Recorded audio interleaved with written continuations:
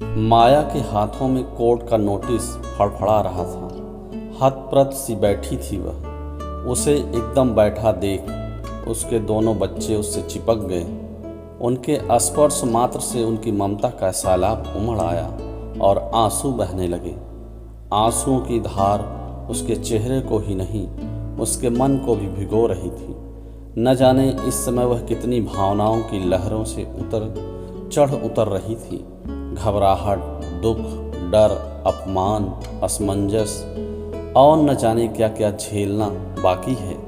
अभी संघर्षों का दौर है कि थमने का नाम ही नहीं ले रहा है। जब भी उसे लगता कि उसकी ज़िंदगी में अब ठहराव आ गया है, सब कुछ सामान्य हो गया है, कि फिर उथल पुथल शुरू हो जाती है। दोनों बच्चों को अकेले पालने में जो उसने मुसीबतें झेली थी, उनकी स्थितियों को समझने लायक बड़े होने के बाद उसने सोचा था कि वे कम हो जाएंगी, और ऐसा हुआ भी था। बेटी 11 साल की हो गई और बेटा 9 साल का।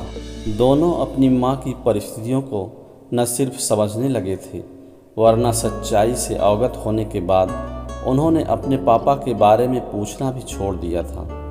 पिता की कमी वे भी महसूस करते थे, पर नानी और मामा ने उनके बारे में थोड़ा बहुत जानने के बाद वे दोनों एक तरफ से ही माँ की ढाल बन गए थे। वह नहीं चाहती थी कि उनके बच्चों को अपने पापा का पूरा सच मालूम हो, इसलिए कभी विस्तार से इस बारे में बात नहीं की थी। कागज पर लिखे शब्द मानो शोर बनकर उसके आसपास चक्कर लगा रहे थे। चरित्रहीन, चरित्रहीन, चरित्रहीन है यह, इसलिए इसे बच्चों को अपने पास रखने का भी हक नहीं है। ऐसी स्त्री के पास बच्चे सुरक्षित कैसे रह सकते हैं? उन्हें अच्छे संस्कार कैसे मिल सकते हैं? इसलिए बच्चों की कस्टडी मुझे मिलनी चाहिए। एक पिता होने के नाते मैं उनका ध्यान ज़्यादा अच्छी तरह रख सकता हूँ और उनका भविष्य भी सुरक्षित कर सकता हूँ। चरित्रहीन शब्द किसी हथौड़े की तरह उसके अंतस पर प्रहार कर रहा था। माँ को तो रोता देख बेटी ने कोर्ट का कागज माँ के हाथों से ले लिया। ज़्यादा कुछ तो समझ नहीं आया, पर इतना अवश्य जान गई कि माँ पर इल्ज़ाम लगाए जा रहे हैं। बेटी तू सोने जा, बेटी ने कहा। वह बोला, मैं कोई छोटा बच्चा नहीं हूँ, बच्ची नहीं हूँ, सब जानती हूँ। हमारे पापा के नोटिस भेजा है और वे चाहते हैं हम उनके पास जाकर रहें। ऐसा कभी नहीं होगा। मम्मी आप चिंता ना करें। मैंने टीवी में एक सीरियल में देखा था कि कैसे कोर्ट में बच्चे को लेने के लिए लड़ाई होती है। मैं नहीं जाऊंगा पापा के पास। दीदी आप भी नहीं जाना।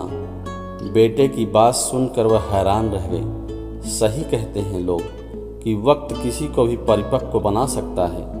मैं भी नहीं जाऊंगी उनके पास और कोर्ट में जाकर कह दूंगी कि हमें मम्मी के पास ही रहना है। फिर कैसे ले जाएंगे वे हमें? मुझे तो उनकी शक्ल तक याद नहीं। इतने सालों तक एक बार भी हमसे मिलने नहीं आए। फिर अब क्यों ड्रामा कर रहे हैं? बेटी के स्वर में रोष था। कोई गलती ना होने पर भी वह इस समय बच्चों से आंख नहीं मिला पा रही थी। छी, कितने गंदे शब्द लिखे हैं नोटिस में। किसी तरह उनसे उन दोनों को सुलाया। रात की कालिमा परिवेश में पसर चुकी थी। उसे लगा कि अंधेरा जैसे धीरे धीरे उसकी ओर बढ़ रहा है। इस बार यह अंधेरा उसके बच्चों को छीनने के लिए आ रहा है। भयभीत हो उसने बच्चों की ओर देखा ही नहीं। वह अपने बच्चों को अपने से दूर नहीं होने देगी। अपने जिगर के टुकड़ों को कैसे अलग कर सकती है वह? तब कहाँ गया था पिता का अधिकार, जब उसे बच्चों के साथ घर छोड़ने पर मजबूर कर दिया था। बच्चों की बगल में लेटकर उसने उस शख्स के ऊपर हाथ रख दिया था, जैसे कोई सुरक्षा कवच डाल दिया हो। उसके दिलो दिमाग में बार बार चरित्रहीन शब्द किसी पैने शीशे की तरह चुभ रहा था। कितनी आसानी से इस बार उस पर एक और आरोप लगा दिया गया है, और विडंबना तो यह है कि उस पर चरित्रहीन होने का आरोप लगाया गया है, जिसे कभी झल्ली, मूर्ख, बेअक्ल और गंवार कहा जाता था। माया को लगा कि निमेष का स्वर इस कमरे में भी गूंज रहा है कि तुम चरित्रहीन हो, तुम चरित्रहीन हो। उसने अपने कानों पर हाथ रख लिया। सिर में तेज दर्द होने लगा था। समय के साथ शब्दों ने नया रूप ले लिया, पर शब्दों की व्यूह रचना तो बरसों पहले ही हो चुकी थी। अचानक तुम गंवार हो, तुम गंवार हो शब्द गूंजने लगे। माया घिरी हुई रात के बीच अतीत के गलियारों में भटकने लगी। माँ बाप ने तुम जैसी गंवार मेरे पल्ले बांध मेरी जिंदगी खराब कर दी। तुम्हारी जगह कोई पढ़ी लिखी नौकरी पेशा वाली बीवी होती तो मुझे कितनी मदद मिलती। एक ही कमाई से घर कहाँ चलता है। तुम्हें तो लगता है कि घर संभाल रही हो, तो यही तुम्हारी बहुत बड़ी क्वालिफिकेशन है। अरे घर का काम तो मेड भी कर सकती है, पर कमा कर वो बीवी ही दे सकती है। निमेष हमेशा उस पर झल्लाता रहता। माया ज़्यादातर चुप ही रहती थी। बहुत पढ़ी लिखी न सही, पर ग्रेजुएट थी। बस आगे कोई प्रोफेशनल कोर्स करने का मौका ही नहीं मिला। कॉलेज ख़त्म होते ही शादी कर दी गई। सोचा था शादी के बाद पढ़ेगी, पर सास ससुर, देवर, ननद और गृहस्थी के कामों में ऐसी उलझी कि अपने बारे में सोच ही नहीं पाई। टैलेंट उसमें खूब था, मूर्ख नहीं। कई बार उसका मन करता चिल्लाकर एक बार निमेष को चुप ही करा दे, पर सास ससुर की इज्जत का मान रखते हुए उसने अपना मुंह ही सिल लिया। घर में विवाद हो यह वह नहीं चाहती थी, मगर मन ही मन ठान जरूर लिया था कि वह पढ़ेगी और स्मार्ट बनकर दिखाएगी। स्मार्ट यानी मॉडर्न, और वह भी कपड़ों से। ऐसी निमेष की सोच थी, पर वह स्मार्टनेस सोच में लाने में विश्वास करती थी। जल्दी जल्दी 2 बच्चे हो गए तो उसकी कोशिश फिर ठहर गई। बच्चों की अच्छी परवरिश प्राथमिकता बन गई, मगर खर्चे बढ़े तो निमेष की झल्लाहट भी बढ़ गई। बहन की शादी पर लिया कर्ज, भाई की भी पढ़ाई और माँ बाप की भी जिम्मेदारी। गलती उसकी भी नहीं थी, वह समझ रही थी, इसलिए उसने सिलाई का काम करने का प्रस्ताव रखा, ट्यूशन पढ़ाने का प्रस्ताव रखा, पर गालियाँ ही मिली। कोई सर्टिफिकेट जॉब कर सकती हो तो करो, पर तुम जैसी गंवार को कौन नौकरी देगा। बाहर निकलकर उन वर्किंग वुमेन को देखो, क्या बढ़िया ज़िंदगी जीती हैं। पति का हाथ भी बटाती हैं और उनकी शान भी बढ़ाती हैं। माया सचमुच चाहती थी कि कुछ करे, मगर वह कुछ सोच पाती उससे पहले ही विस्फोट हो गया। निकल जा मेरे घर से और अपने इन बच्चों को भी ले जा। मुझे तेरी जैसी गंवार की ज़रूरत नहीं। मैं किसी नौकरी पेशा से शादी करूँगा। तेरी जैसी फूहड़ की मुझे कोई ज़रूरत नहीं। सकते में आ गई थी वह। फूहड़ और गंवार मैं हूँ कि निमेष कह ही नहीं पाई। सास ससुर के समझाने पर भी निमेष नहीं माना। उसके खौफ से सभी डरते थे। उसके चेहरे पर उभरे एक राक्षस को देख उस समय वह भी डर गई थी। सोचा कुछ दिनों बाद जब उसका गुस्सा शांत हो जाएगा वह वापस आ जाएगी।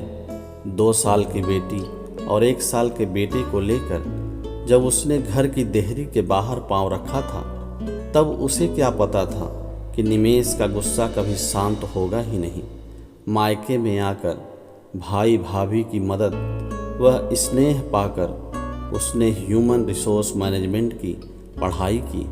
फिर जब एक कंपनी में उसे नौकरी मिली तो लगा कि अब उसके सारे संघर्ष खत्म हो गए हैं। बच्चों को अच्छे स्कूल में डाल दिया, खुद का किराए पर घर ले लिया। इतने सालों बाद फिर से वह झंझावत कहाँ से आ गया।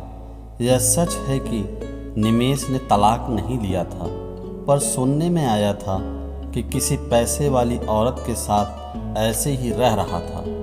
सास ससुर गांव चले गए थे और देवर अपना घर बसाकर दूसरे शहर में चला गया था। फिर अब बच्चे क्यों चाहिए उसे। वह इस बार हार नहीं मानेगी। वह लड़ेगी अपने हक के लिए, अपने बच्चों की खातिर। आखिर कब तक उसे निमेष के हिसाब से स्वयं को सांचे में ढाले रहना होगा। उसे अपने अस्तित्व की लड़ाई तो लड़नी होगी। आखिर कैसे वह जब चाहे जैसी मर्जी इल्ज़ाम लगा सकता है, और फिर किस हक से। अब वह तलाक लेगी निमेष से। अदालत में जज के सामने खड़ी थी माया। मैं अपने बच्चों को किसी हालत में इसे नहीं सौंप सकती हूँ। मेरे बच्चे सिर्फ मेरे हैं। पिता का कोई दायित्व कब निभाया है इस आदमी ने? तुम्हारी जैसी महत्वाकांक्षी, रातों को देर तक बाहर रहने वाली, ज़रूरत से ज़्यादा स्मार्ट और मॉडर्न औरत के साथ बच्चे कैसे सुरक्षित रह सकते हैं? पुरुषों के साथ मीटिंग के बहाने बाहर जाती है, उनसे हंस हंस कर बातें करती है। मैंने इसे छोड़ दिया तो क्या यह सब किसी भी आदमी के साथ घूमने के लिए आज़ाद है? जज साहब, मैं इसे अभी भी माफ़ करने को तैयार हूँ। यह चाहे तो वापस आ सकती है। मैं इसे अपना लूँगा। नहीं, कभी नहीं। तुम इसलिए मुझे अपनाना चाहते हो ना क्योंकि मैं अब कमाती हूँ। तुम्हें उस अमीर औरत ने बेइज्जती करके बाहर निकाल दिया है और तुम चाहते हो कि मैं तुम्हें कमा कर खिलाऊँ। निमेष, मैं तुम्हारे हाथों की कठपुतली बनने की तैयार नहीं हूँ और न ही तुम्हें बच्चों की कस्टडी दूंगी। हाँ, तुमसे तलाक जरूर लूँगी। जज साहब, अगर बच्चों को अच्छी ज़िंदगी देने के लिए मेहनत कर पैसा कमाना चरित्रहीनता की निशानी है तो मैं चरित्रहीन हूँ। जब मैं घर की देहरी के अंदर खुश थी तो मुझे गंवार कहा गया। जब मैंने घर की देहरी के बाहर पाँव रखा तो मैं चरित्रहीन हो गई। आखिर यह कैसी पुरुष मानसिकता है? अपने हिसाब से तोड़ती मरोड़ती रहती है। औरत के अस्तित्व को, उनकी भावनाओं को अपने दम्भ के नीचे कुचलती रहती है। मुझे बताइए, मैं चरित्रहीन हूँ या निमेष जैसा पुरुष? माया के आंसू बांध तोड़ने को आतुर हो उठे, पर उसने खुद को मजबूती से संभाला। मैं तुम्हें तलाक देने को तैयार नहीं हूँ। तुम भिजवा दो तलाक का नोटिस। चक्कर लगाती रहना। फिर अदालत के बरसों तक निमेष धमकाता रहता था। केस चलता जा रहा था। बेटी और बेटे को माया को न चाहते हुए भी केस में घसीटना पड़ा। जज ने कहा कि बच्चे इतने बड़े हैं कि उनसे पूछना जरूरी है कि वे किसके साथ रहना चाहते हैं। हम इस आदमी को जानते तक नहीं हैं। आज पहली बार देख रहे हैं, फिर इसके साथ कैसे जा सकते हैं? हम अपनी माँ के साथ ही रहेंगे। अदालत में 2 साल तक केस चलने के बाद जज साहब ने फैसला सुनाया। निमेष को बच्चों की कस्टडी नहीं मिल सकती और माया पर मानसिक रूप से अत्याचार करने व उनकी इज्जत पर कीचड़ उछालने के जुर्म में उस पर मानहानि का मुकदमा चलाया जाएगा। ऐसी घृणित सोच वाले पुरुष ही औरत की अस्मिता को लहूलुहान करते हैं और समाज में उन्हें सम्मान दिलाने के बजाय उनके सम्मान को तार तार कर जीवन में आगे बढ़ने से रोकते हैं। माया को परेशान करने के एवज में निमेष को उन्हें 5 लाख का हर्जाना भी देना होगा। माया ने निमेष के आगे तलाक के पेपर रख दिए। बुरी तरह से हारे हुए निमेष के सामने कोई विकल्प ही नहीं बचा था। दोनों बच्चों के लिए तो वह एक अजनबी ही था। कांपते हाथों से उसने पेपर पर साइन कर दिए। अदालत से बाहर निकलते हुए माया के कदमों में एक दृढ़ता थी। दोनों बच्चों ने उसे कसकर पकड़ा हुआ था।